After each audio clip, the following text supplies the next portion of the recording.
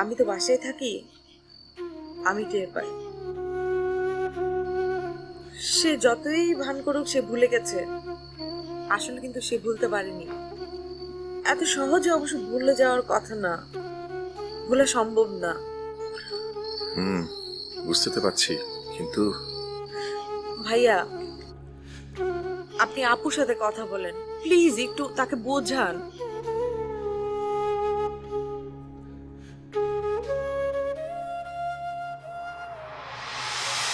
হ্যাঁ হ্যাঁ হ্যাঁ হ্যাঁ হ্যাঁ হ্যাঁ সেটাই তো না মানে আপনাদের যদি কোনো অসুবিধা না থাকে তাহলে আগামীকালই। হ্যাঁ না না না না না আমার কোনো অসুবিধা নেই। হ্যাঁ তাহলে আগামীকাল বিকালে দেখা। হ্যাঁ আগামীকাল বিকালে দেখা হচ্ছে। আমি এর মধ্যে ঘটকের সঙ্গে কথা বলে দেবো। ওকে জি জি জি সালাম। কি ব্যাপার দরজা বন্ধ করে দেন? যাতে ভেতরের শব্দটা বাইরে না যায়। মানে মানে এই মুহূর্তে আমার মনে হচ্ছে তোমাকে ধরে পেটাই। কি? তোমাকে পেটালে তুমি উ আ শব্দ করবে না, বাইরে থেকে তানি যেন সেটা শুনতে না পারে, এই জন্যই দরজাটা বন্ধ করেছে। এসব তুমি কি বলছো রেহানা? তোমার কি মাথা খারাপ হয়ে গেছে নাকি? আমার না, মাথা খারাপ হচ্ছে তোমার। আচ্ছা তুমি বলো তো, তুমি কেন এমন করছো? তোমাকে তো আমি এরকম করতে গত 25 বছরে কখনো দেখিনি। এত অবুঝের মতো আচরণ, এত রেগে থাকতে কখনো দেখিনি। কি হয়েছে আমাকে খুলে বলো। আমার আবার কি হবে? আমার তো কিছুই হয়নি। চোখ লুকালে সত্যিটাকে লুকানো যায় না। আমি বুঝলাম একটা ছেলে তোমার সাথে অন্যায় করেছে, ভুল করেছে, কিন্তু সে তো তার ভুলটা বুঝতে পেরেছে, তারপর তোমার বাসায় এসে তোমার কাছে ক্ষমা চাইছে। আর তুমি কি করলে ছেলেটার সাথে? মানুষ তো শত্রুকে এভাবে বাড়ি থেকে বের করে দেয় না। যে মানুষ আমাকে একবার ঠকায় সে বারবার আমাকে ঠকাবে। আমি কোনো ঠকবাজের মিথ্যা ছলনায় ভুলব না। এসব ঘোড়া যুক্তি দিয়ে না তুমি নিজেকে বোঝাতে পারবে, আমাকে না। তুমি আসলে একজনের রাগ আরেকজনের উপর ছাড়ছ। এতদিন ধরে ইন্দুর প্রতি তোমার যে রাগ জমে আছে সেটা তুমি ছেলেটার উপর ছাড়লে,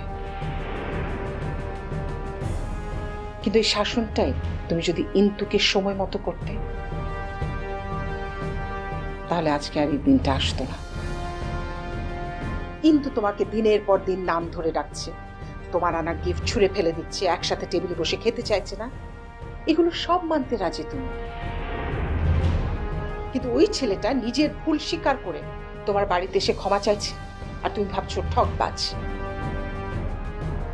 তোমার নিজের মেয়ে একটা ভুল করেছে, বাসা থেকে পালিয়ে গেছে, তাকে তুমি মারলে, গায়ে হাত তুললে। আর ইন্তু তোমাকে এত যে অবজ্ঞা করছে, অসম্মান করছে, কই তার বিরুদ্ধে একটি শব্দ তুমি কখনো করো না কেন? ইন্তুর ভুল ভুল না, আর সবার ভুল, সবার অন্যায় অন্যায়। নাকি তুমিও ইন্তুর মতো ভাবো যে তুমি ওর জন্মদাতা পিতা না বলে ওর উপর তোমার কোনো অধিকার নেই? বলো। রেহানা প্লিজ থামো তুমি। এতদিন তো থেমেই ছিলাম, বলো। এতগুলো বছর গেছে, কখনো এই বিষয় নিয়ে তোমাকে কোনো কথা বলেছি? না, এখন আমি বলতে বাধ্য হচ্ছে। হ্যাঁ, তুমি ইন্তুকে ভালোবাসো, আদর করো, আমি মেনে নিলাম, কিন্তু একজন বাবার দায়িত্ব তো শুধু আদর করা, ভালোবাসা না, শাসন করা। ছেলেমেয়েরা যদি ভুল করে তাকে বকে মেরে বুঝিয়ে ভুলটা শুধরে দেয়। তুমি কখনো ইন্তুর ক্ষেত্রে এই দায়িত্বটা পালন করেছো? করো। আর এত বছর পর আজ যখন বুঝতে পারছো যে তুমি ভুল করেছো, তখন ভুলটা না শুধরে তুমি অন্যের ভুলের শাস্তি দিয়ে বেড়াচ্ছ, পালিয়ে গ্রামের বাড়ি চলে যেতে চাইছো।